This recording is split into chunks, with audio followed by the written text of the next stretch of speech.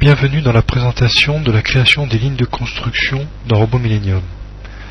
Les lignes de construction servent à modéliser votre structure.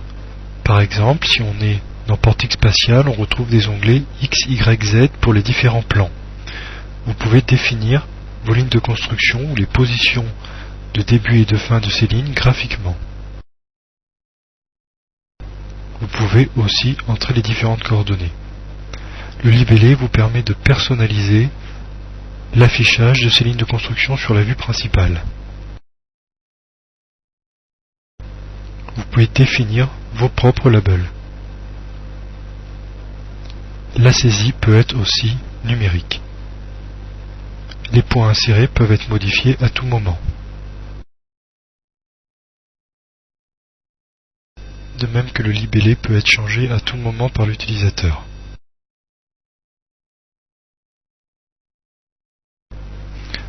Dans la représentation 3D, vous voyez ces labels, vous pouvez personnaliser l'affichage. Clique sur le bouton droit, affichage des attributs, onglet Autres, activer ou désactiver les descriptions de lignes de construction.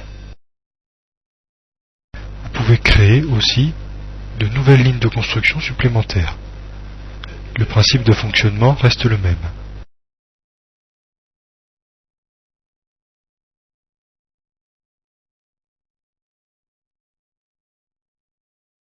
Les paramètres avancés vous permettent de définir des lignes de construction par rapport à un point incliné d'un angle entré par l'utilisateur.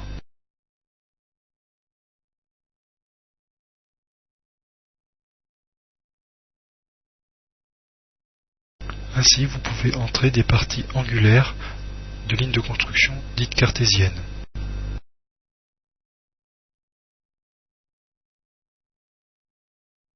Passons maintenant à la déclaration de lignes cylindriques.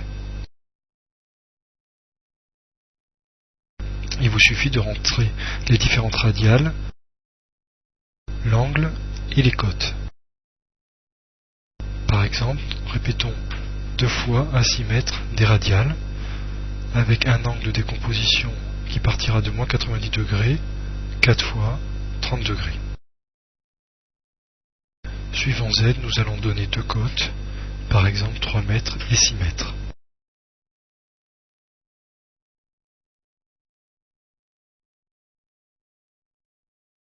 Bien évidemment, les lignes de construction apparaissent sur la vue 3D. Les lignes arbitraires vous permettent de définir juste une droite ou une demi-droite, un segment de droite encore. Vous pouvez les définir graphiquement à l'aide du point origine et du point extrémité. Faisons par exemple une demi-droite. Nous cliquons graphiquement le point origine et le point extrémité.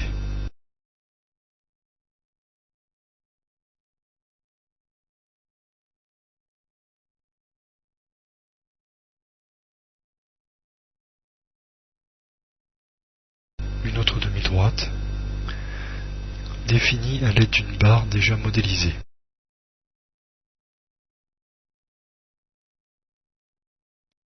Vous aidez ainsi des éléments géographiques pour définir des lignes de construction.